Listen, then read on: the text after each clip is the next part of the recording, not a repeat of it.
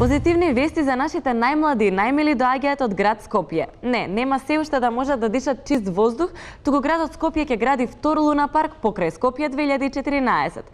Новиот луна парк Перетошев ќе зафаќа површина од 59.000 метри квадратни и ќе има многу нови содржини во кои ќе може да ужива секое семејство. Но и стариот луна парк не е заборавен. Пензионерите со својата пензионерска картичка ќе може да се возат на вовчињата, додека вртелешката која е симулатор на Македонија, затоа што се врти во место и ти се повраќа, ќе е слободна за сите граѓани. Во новиот парк тие најавуваат дека главна атракција ќе биде ролер костерот Тодор Александров, а се очекува да има голем интерес и за тобоганот Битолски конгрес, конгреси и манастирит и куќата на економскиот страв вице-премиер Зоран Ставревски. Луна паркот, како што велат од град Скопје, ќе биде отворен кога ќе биде готов.